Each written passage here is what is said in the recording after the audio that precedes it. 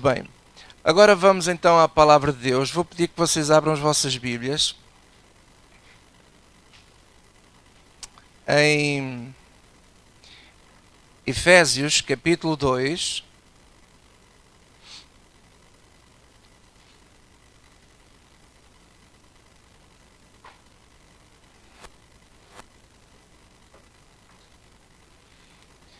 Outra coisa que esqueci-me de dizer que vamos trabalhar quando eu regressar agora desta viagem, nós vamos criar algumas equipes de evangelização para nós visitarmos pessoas durante a semana e evangelizarmos pessoas também na casa das pessoas. É um trabalho que nós estamos também em oração, buscando a Deus direção, mas eu creio de todo o meu coração que esse é um trabalho que é fundamental a igreja ser feita. E há pessoas aqui nesta sala que têm muito jeito para esse trabalho de evangelismo e que têm algum tempo disponível, e nós vamos treinar essas pessoas, enviá-las também para que nós possamos fazer esse trabalho de evangelismo, ok? Como veem, a igreja está no início de tudo, tudo é muito novo ainda. Ainda há pouco estava a falar com uma pessoa que me perguntava quando é que a igreja começou, quanto tempo tem a igreja. Eu disse, a igreja começou em março. Portanto, está a dar os seus primeiros passos, ok? Então vamos com esta serenidade, debaixo da direção de Deus, fazer o nosso melhor para que a vontade do Senhor seja feita. Eu quero continuar então com este tema, apresenta as tuas obras a Deus. E na primeira lição, a irmã Carla deu um panorama geral da importância de praticarmos boas obras, pois se não o fizermos, a Bíblia diz que a nossa fé é considerada morta. Foi o que nós vimos na semana passada. Vimos também que a fé genuína leva-nos a praticar boas obras. Então, numa forma assim geral, foi o que a irmã Carla nos transmitiu na semana passada, a importância que é de nós praticarmos boas obras, boas ações. Agora eu quero dizer o seguinte a vocês, lembrando algo que é fundamental nós entendermos, é um pouco forte, mas é uma grande verdade, que é o seguinte: qualquer pessoa fora de Cristo, qualquer pessoa que ainda não está salvo, que está fora desta fé em Cristo, qualquer boa obra que essa pessoa pratique, não tem valor para a salvação dessa pessoa. É muito forte isto, mas é verdade. Eu conheço pessoas que são espetaculares.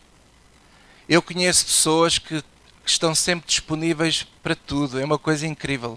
Prontos a ajudar, prontos a fazer de tudo para o bem da sociedade. Pessoas que fazem até doações grandes em dinheiro para instituições, querem o bem da sociedade, querem o bem das famílias, e tudo isso são obras boas. Mas se essas pessoas fazem essas obras e se elas não estão em Cristo, essas obras no dia da salvação delas não têm valor. Infelizmente essas pessoas estão perdidas e condenadas para sempre. Por isso é que nós temos vindo a dizer que as obras não salvam. A nossa fé em Deus é que nos dá a salvação, que nos dá o direito à vida eterna. Quem crê em Cristo, não é? Está salvo, mas quem não crer está condenado.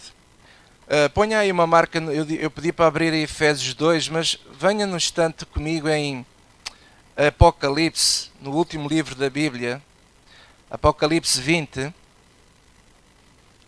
Isto é importante nós entendermos, irmãos, porque é urgente nós falarmos com essas pessoas, com amigos nossos que nós conhecemos, pessoas que são fantásticas, mas que não estão em Cristo, ainda não conhecem o Evangelho de Jesus Cristo, vivem enganados.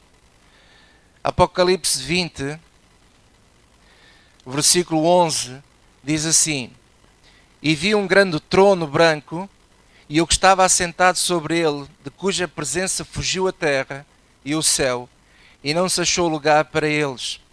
E agora presta atenção: e vi os mortos, grandes e pequenos, que estavam diante do trono, e abriram-se os livros. E abriu-se outro livro, que é o da vida, e os mortos foram julgados pelas coisas que estavam escritas nos livros, segundo as suas obras. Olhe para mim, não feche a Bíblia. Um dia todas as pessoas vão ter que prestar contas a Deus. E nós vamos prestar contas de várias coisas, e uma delas é das obras que nós fizemos aqui nesta terra como ser humano.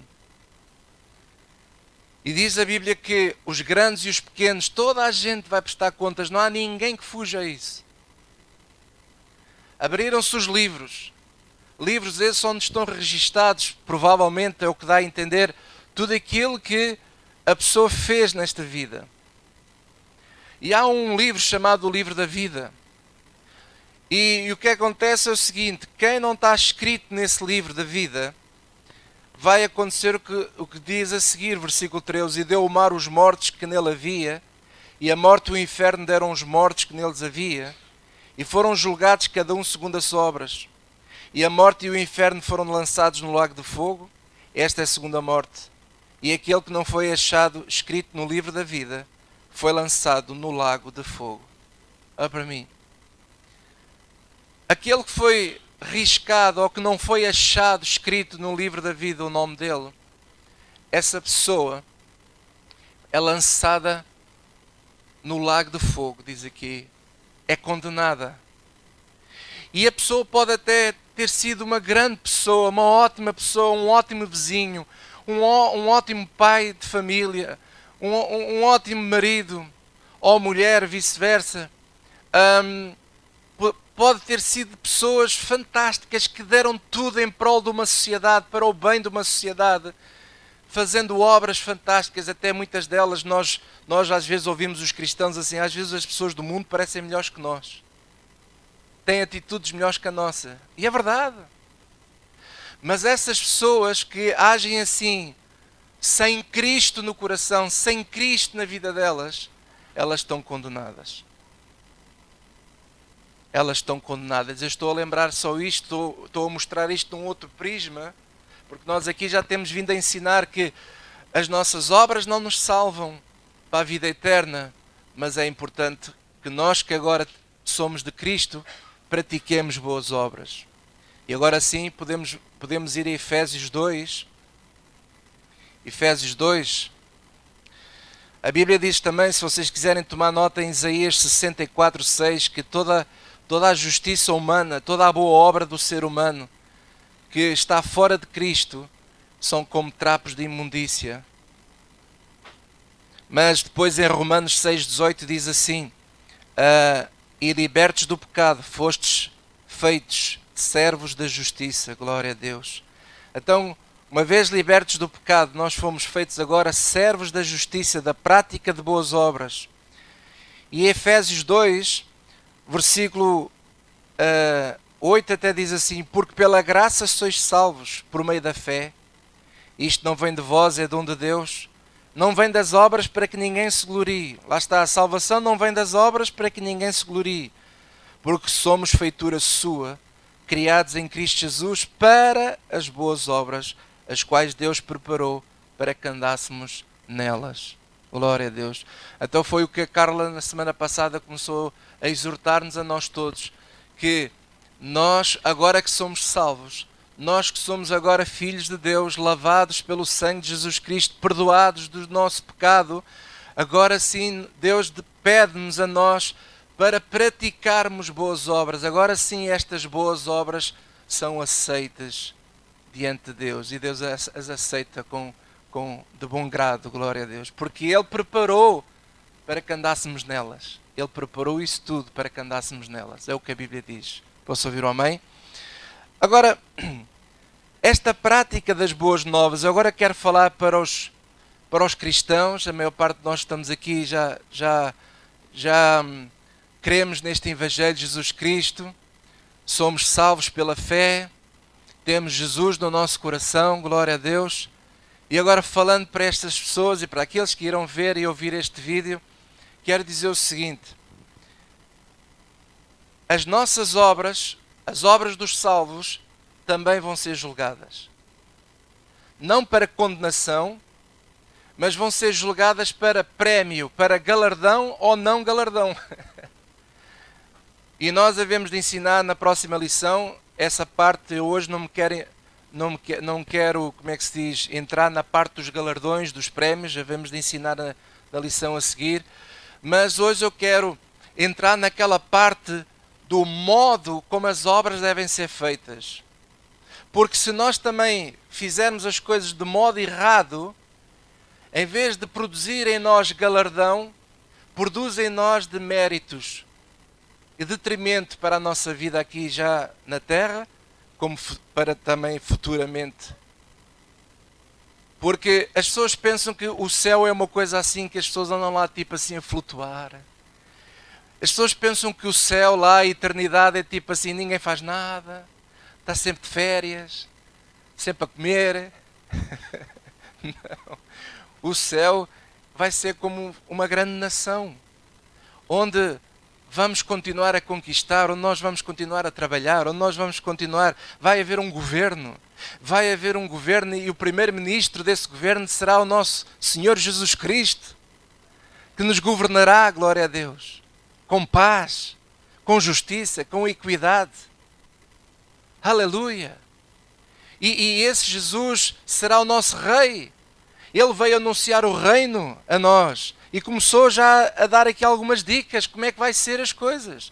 E lá em cima também haverá pessoas que irão ter lugares de proeminência. E esses são os prémios que Deus vai dar a quem for fiel. Por isso é que a maior parte daquelas parábolas, quando fala lá das parábolas lá em Mateus, muita gente pensa que aquilo é perder a salvação. Não, aquelas parábolas têm a ver se fomos fiéis, se não fomos, se nós trabalhamos com dedicação, se não. E então as pessoas irão começar a ter...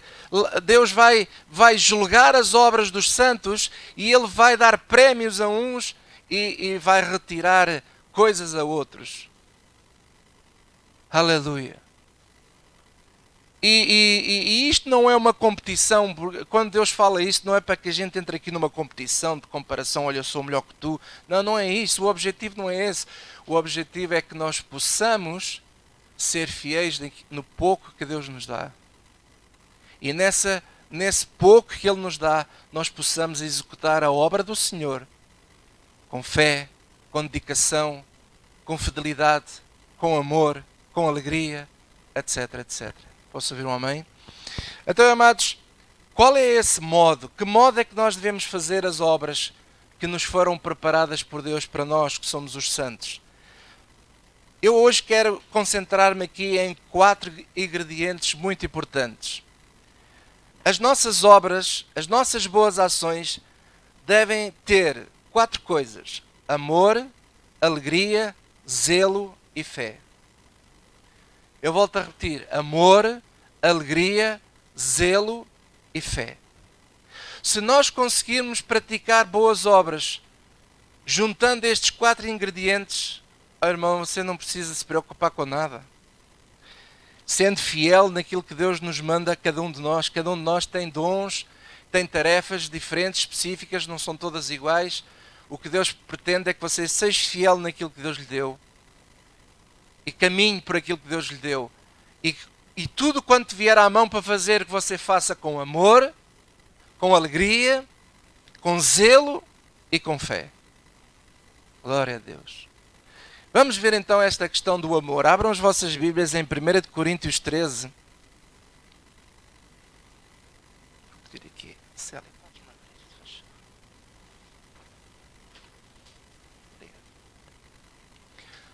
favor. 1 Coríntios 13. E nós vamos ler desde o versículo 1 até o versículo 3. Eu vou pedir à minha esposa também para ler, por favor. 1 Coríntios 13, do versículo 1 ao versículo 3.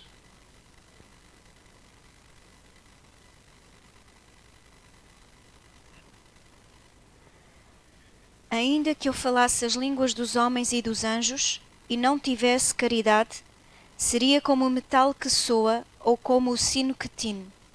E ainda que tivesse o dom de profecia, e conhecesse todos os mistérios e toda a ciência, e ainda que tivesse toda a fé, de maneira tal que transportasse os montes, e não tivesse caridade, nada seria. E ainda que distribuísse toda a minha fortuna para sustento dos pobres, e ainda que entregasse o meu corpo para ser queimado, e não tivesse caridade, nada disso aproveitaria. Bem, amados, isto é forte.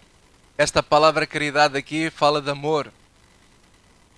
E Paulo, ao escrever esta parte aqui, ele fala de algo que é forte, porque eu fico a pensar assim: então, se eu distribuir a minha fortuna pelos pobres, e se eu entregar-me até para ser queimado em favor de alguém, então isso não é amor, isso não é uma boa obra.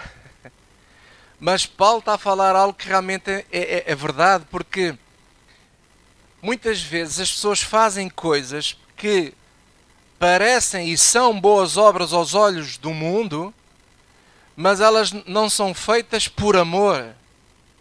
Elas são feitas por interesse. Eu vou dar um exemplo.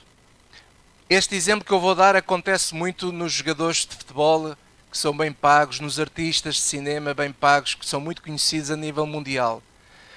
Se um jogador de futebol, por exemplo, alguns ultimamente têm caído neste problema de não pagarem ao fisco os impostos, não é?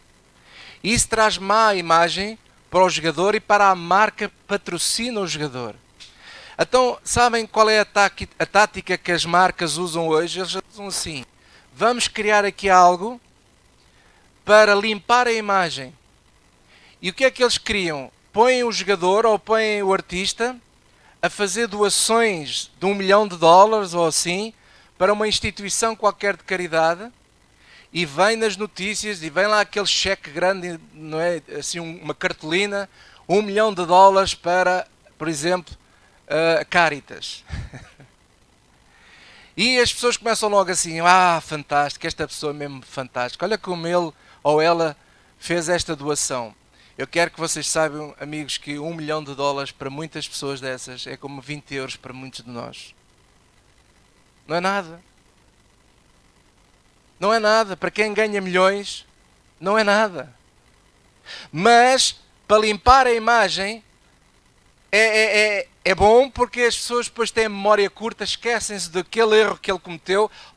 Que aquilo é que é um jogador como deve ser. Aquilo é que é um ator como deve ser. E a malta toda embarca naquela onda. Lá está. Dão fortunas. Aparentemente para nós é muito dinheiro. E ajudam até, porque alguém que recebe aquilo é beneficiado, claro que é.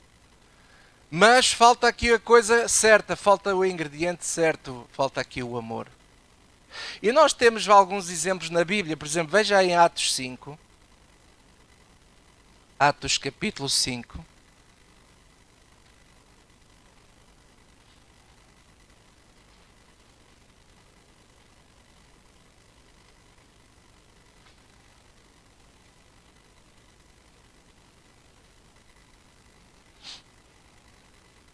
Eu vou tirar o casaco, estou com calor.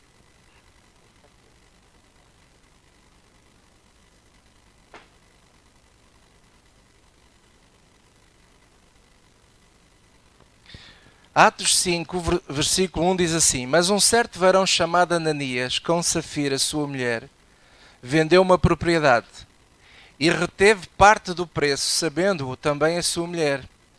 E levando uma parte, a depositou aos pés dos apóstolos. E disse então Pedro: digam comigo, Ananias, porque encheu Satanás o teu coração, para que mentisses ao Espírito Santo e retivesses parte do preço da herdade. E agora leio eu o versículo 4. Guardando-a não ficava para ti, e vendida não estava em teu poder, porque formaste este desígnio em teu coração. Não mentiste aos homens, mas a Deus. E vocês sabem o resto da história, né? Que o casal morreu. Porquê é que Deus agiu assim? Eu não faço ideia. Eu não sei tudo. Não faço ideia porque o fim deles foi trágico. Mas dá para perceber aqui duas coisas. Primeiro, ele mentiu ao Espírito Santo. Segunda coisa é o seguinte. Foi o que o Pedro disse a ele ou Ananias: olha lá, para que é que foste fazer isso? Foste reter o preço, tu foste dizer a nós que vendeste por uma parte e afinal foi outra. Mas para quê? Se já tinhas vendido, ficavas com isso. Se não querias dar, não desses. Por outras palavras, ficava em tua posse. Mas lá está, às vezes as pessoas fazem coisas, mas no fundo, lá dentro no coração, eles fazem por interesse. Não fazem por amor. É por conveniência, é para dar nas vistas, é para que o pastor pense assim, oh, aquela pessoa quão bom ela é. Por isso é que Jesus bem dizia assim, olha que a tua mão direita não saiba o que a tua esquerda dá, ou vice-versa. Tudo o que nós devemos fazer para o Senhor, não precisamos de tocar o sino. Mas há quem goste de tocar o sino, que tem atitude para mostrar e querer ser uma coisa que não é verdadeira. Então, obras com amor é importante. Obras sem amor, sem esta atitude no coração, desculpa a expressão, vou usar uma expressão chata, é lixo, não serve para nada. E o fim de Ananias e Safira foi um fim trágico.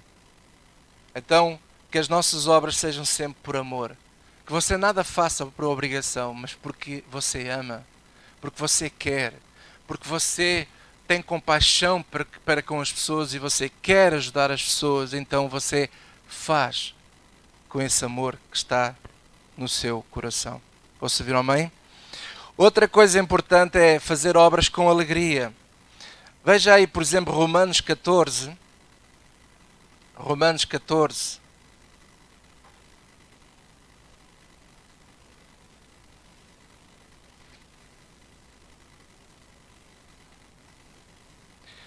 Se alguém tiver a dormir ao seu lado, você dê-lhe um pisãozinho. Acorda. Romanos 14, versículo 17.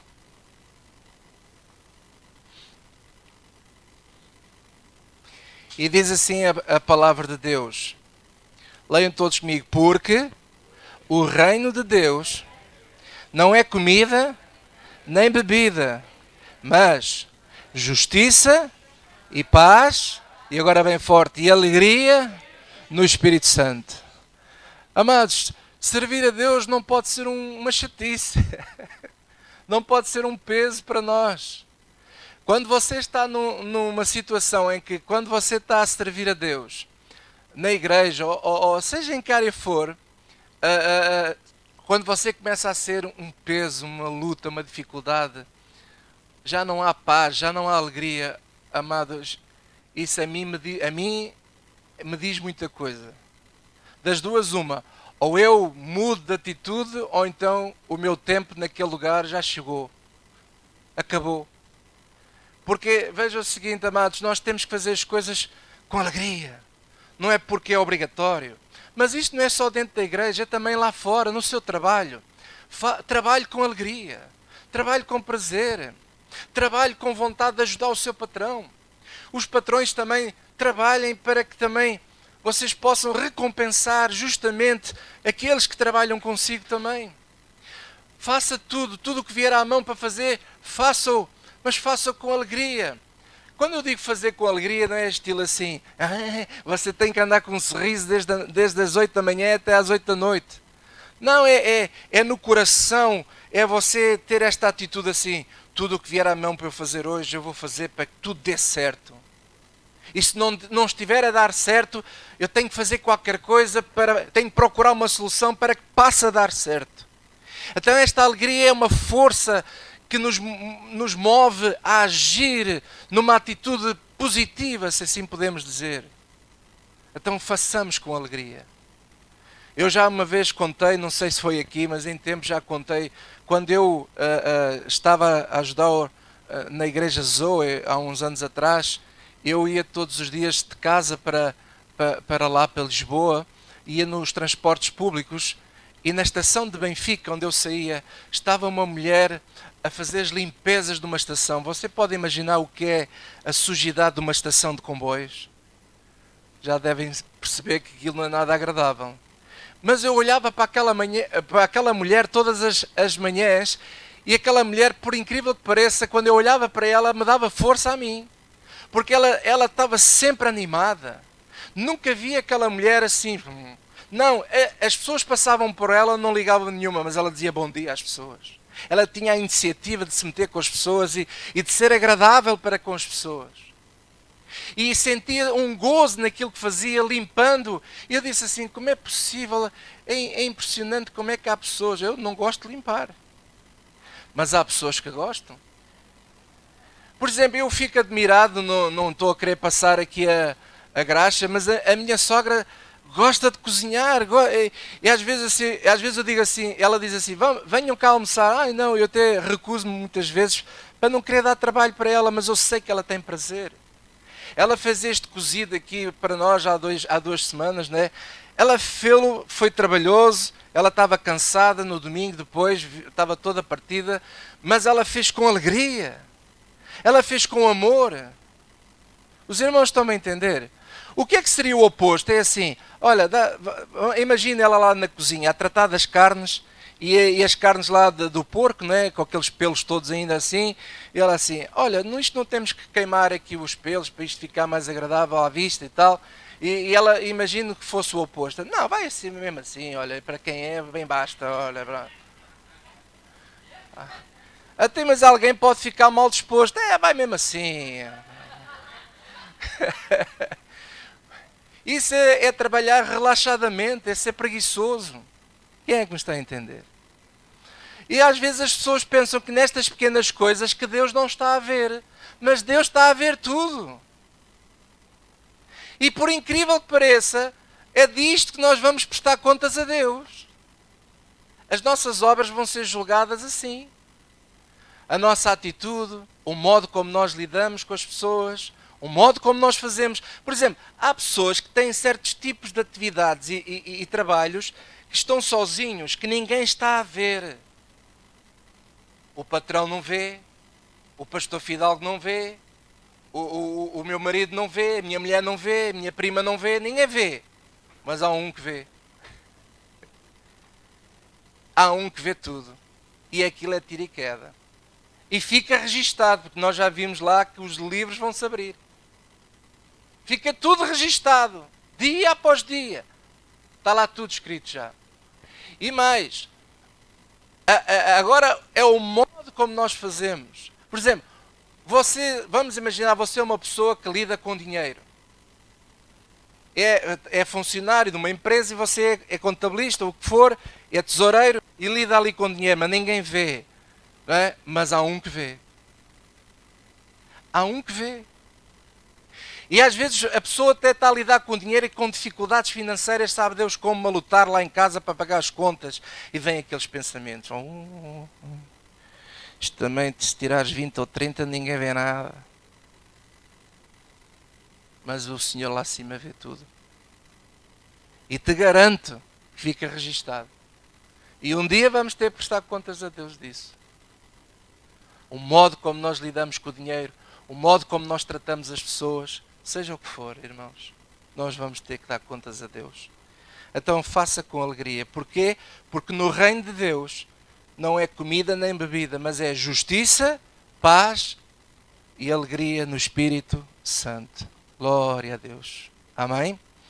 Mas, podem tomar nota, depois vocês leem em casa, em Deuteronômio 28, 47 a 48, daquela parte de Deuteronômio, que é aquela parte que nós não gostamos, das maldições, diz lá que um dos problemas das pessoas estarem amaldiçoadas é de não servirem a Deus com alegria. Está lá. Estas coisas têm que ser faladas. Eu não estou a querer amaldiçoar ninguém, mas está lá. A falta de alegria naquilo que fazemos é motivo de problemas para a nossa vida. É o que a Bíblia diz. Mas as obras que nós fazemos, o que é que quer que seja em casa, seja na igreja, seja no trabalho, seja onde for, devemos fazer também com zelo. Diga comigo, com zelo. Veja aí Romanos 12, mais atrás. Romanos capítulo 12, versículo 11.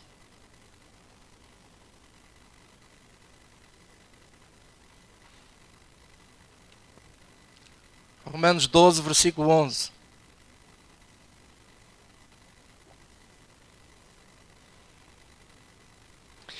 Diz assim: não sejais vagarosos no cuidado, mas sede o quê? Fervorosos no espírito, servindo ao Senhor. Sede fervorosos. Fervorosos. O primeiro mandamento é assim: amarás o Senhor teu Deus de todo o teu coração, com toda a tua alma, com todo o teu fervor, digamos assim. Esse é o primeiro mandamento. E o segundo mandamento é: amarás o teu próximo como a ti mesmo, com essa mesma intenção, essa intensidade, esse fervor, esse zelo, esse cuidado que nós temos que ter, que está muito ligado à questão daquilo que eu falei há pouco, da alegria. Fazer as coisas com zelo. Veja, nós estamos aqui numa igreja, ela é uma salinha pequenina, mas pode crer que tudo o que foi feito aqui foi o melhor que eu sabia, foi com zelo, para receber vocês, para nós podermos ter aqui esta igreja a funcionar, para ser bênção para todos aqueles que estão aqui e aqueles que irão vir no futuro, com a graça de Deus. E se amanhã tivermos possibilidades de fazer ainda melhor, faremo-lo com zelo, com dedicação. E às vezes só não fazemos melhor porque também não sabemos. Mas há uma coisa é certa: se você sabe que tem que fazer e não faz, você peca. É o que a Bíblia diz. Se nós sabemos fazer e não fazemos, nós pecamos. E mais, quem recebe talentos e não trabalhou esses talentos com zelo, até aquilo que tem ser-lhe atirado, diz a Bíblia. Até aquilo que tem ser-lhe atirado. Então, amados, nós temos de ter esse cuidado. Lá em Apocalipse 3 fala daquela igreja, quando Jesus repreende o pastor, que ele diz: tu não és quente, nem és frio, e porque tu és morno, vomitar-te-ei da minha boca, disse Jesus. Então, não podemos ser mornos, temos que ser fervorosos no Espírito, servindo ao Senhor com este zelo, dando sempre o nosso melhor. Glória a Deus. E quando nós falamos isto, volto a repetir, as pessoas estão sempre a pensar assim, quando ouvem uma pregação desta, é tudo para dentro da igreja. Também. Mas eu quero que você abra a sua mente para tudo na sua vida. Porque tudo vai ser julgado. No local onde você trabalha, o seu negócio, o modo como você faz as coisas, o modo como você lida lá em casa. Por exemplo, a mãe com os seus filhos. A mãe tem que ter zelo pela casa, tem que ter zelo pelos filhos. O pai é igual, o pai tem que ter zelo pela sua esposa, tem que ter zelo pelos seus filhos. Não permitir que eles façam coisas que envergonham a família. É zelo. Sede fervorosos em tudo, diz o Senhor. Glória a Deus. E tudo isto, irmãos, são as obras que nós temos que praticar, onde estes ingredientes, o amor, a alegria e o zelo, devem estar colocados. E por fim, obras feitas com fé. Diga comigo, com fé. Veja aí agora, por exemplo, Romanos 14. O livro de Romanos é interessante porque, veja, já muitas vezes temos vindo aqui a Romanos, nos primeiros capítulos, falamos da salvação, dos pecados, não sei o quê. E depois, a partir do versículo 8 ou 9 para a frente, penso que é do 9 para a frente, Paulo está sempre a falar desta questão das obras, de agirmos com estes ingredientes todos. E então ele chega aqui a uma altura, diz aqui Romanos 14, versículo 23, diz assim: mas aquele que tem dúvidas se come, está condenado porque não come por fé. E agora a parte final que eu quero pegar aqui, diz assim, digam todos comigo: e tudo o que não é de fé, tudo o que não é de fé é pecado. Então, amados, o que é que isto significa? Fé, obras feitas com fé ou de fé. É que tem a ver com aquele ponto inicial. Tudo o que não dá glória a Jesus Cristo, tudo o que não está em Cristo. Porque, na verdade, o que Paulo está a querer dizer é o seguinte, é que a nossa fé, ela tem que estar envolvida em todas as áreas da nossa vida. Deus tem que ser o Senhor de tudo. E em tudo o Senhor tem que ser glorificado. Então isto para dizer o quê? Que quando eu faço algo, eu faço pela fé para a glória do meu Deus. Conforme Jesus diz, não é, que a nossa luz é para iluminar, para que o nome de Deus seja glorificado aqui nesta terra. Então é sempre com esse propósito da fé. É da fé que eu faço isto. Para a fé. Para glorificar o quê? Glorificar o meu Deus. Tudo o que eu faço que não dê glórias ao meu Deus está fora deste padrão. Está fora deste padrão.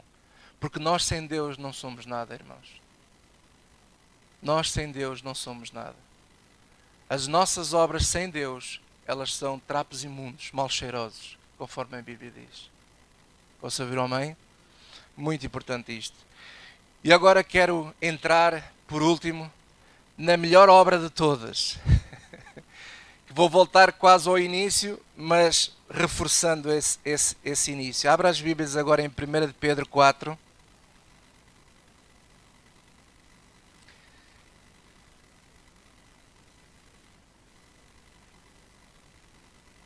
Claro que as obras não se resumem só àquilo que eu falei aqui, né? Há tanta coisa boa que se pode fazer na vida. O que é que eu disse? 1 de Pedro, né? 1 de Pedro 4, sim senhor, estão com atenção, muito bem.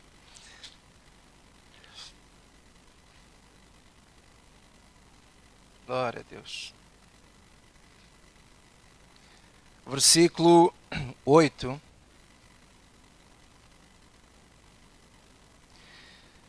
Diz assim, Pedro estava a falar de várias coisas aqui, exortando, e chega aqui a uma certa parte, diz assim, mas, sobretudo, digam todos comigo, tende ardente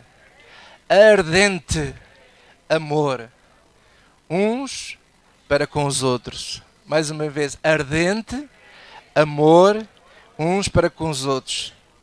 E agora veja que isto é espetacular, porque o amor cobrirá uma multidão de pecados. Esta é, de todas as obras que vocês possam fazer no mundo, até se você quiser salvar baleias, pode salvar, isso é uma boa obra, glória a Deus.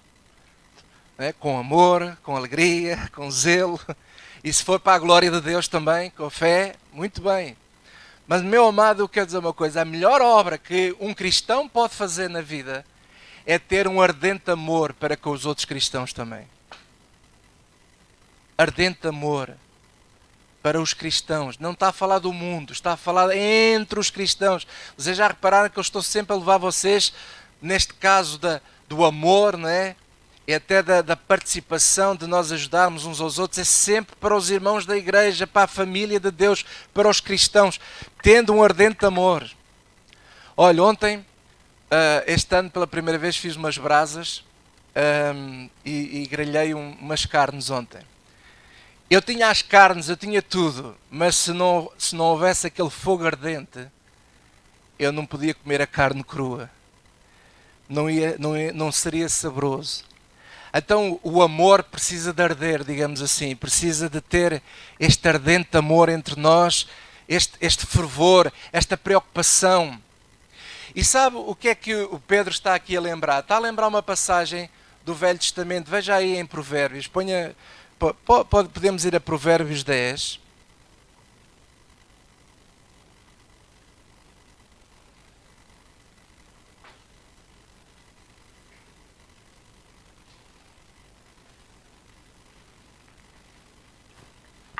Provérbios 10, versículo 12.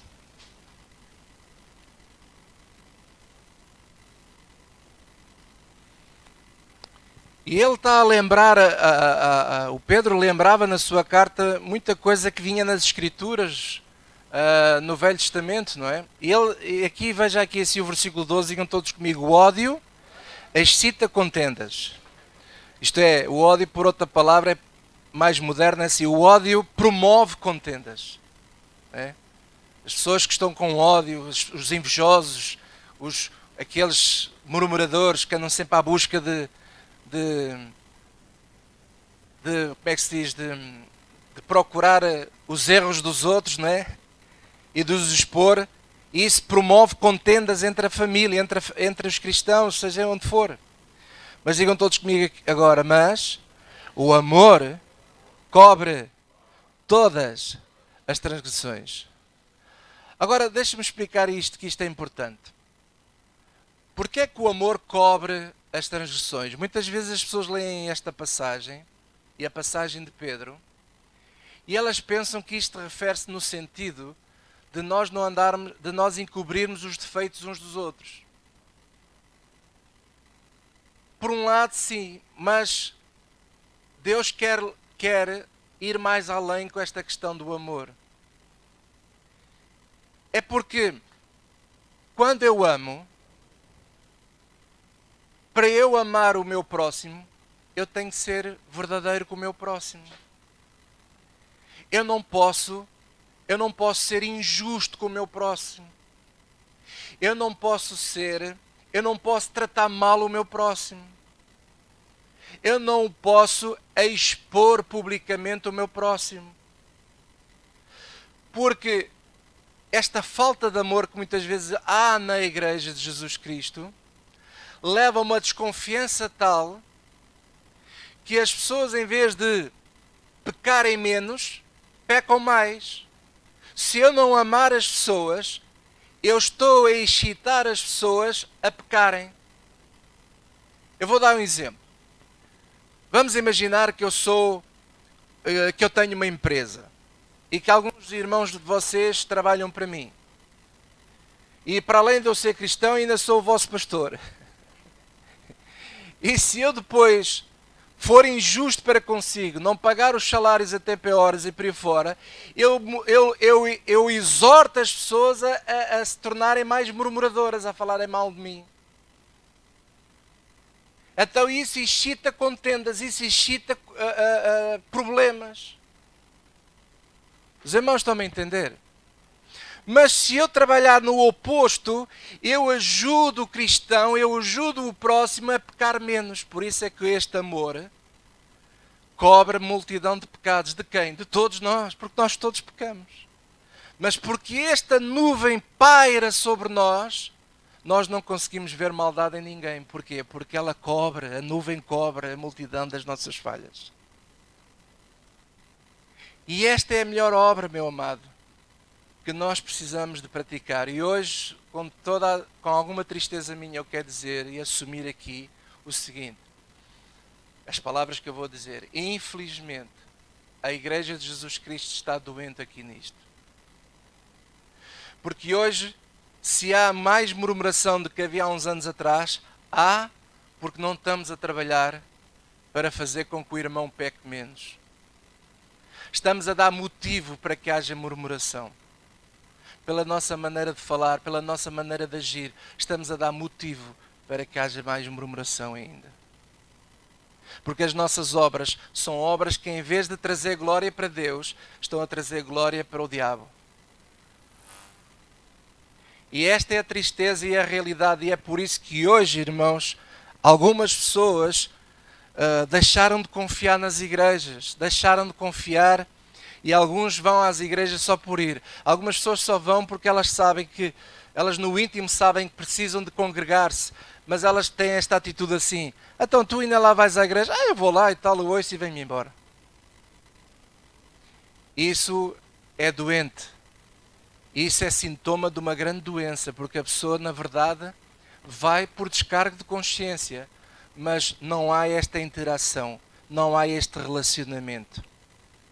Então, amados, o que é que nós precisamos de fazer para melhorarmos isto tudo?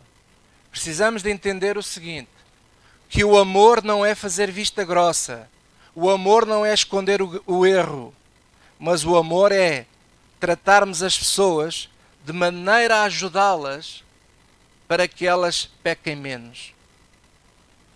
E por vezes, para podermos ajudar alguém, temos que falar as verdades. A verdade às vezes magoa, mas o Senhor diz que Ele corrige a quem ama. Ele corrige a quem ama. E porque as pessoas não conseguem entender este objetivo pelo qual Deus estabeleceu este princípio do amor, porque as pessoas não conseguem entender, as pessoas dão-se mal, os relacionamentos não são bons, porque as pessoas não conseguem ter este respeito e entenderem este princípio pelo qual Deus estabeleceu este amor. O ódio excita contendas, mas o amor cobre todas as transgressões. Aleluia. E agora podemos terminar, e vou pedir à Raquel para vir aqui, mas o pessoal do louvor. veja aí 1 Coríntios 13.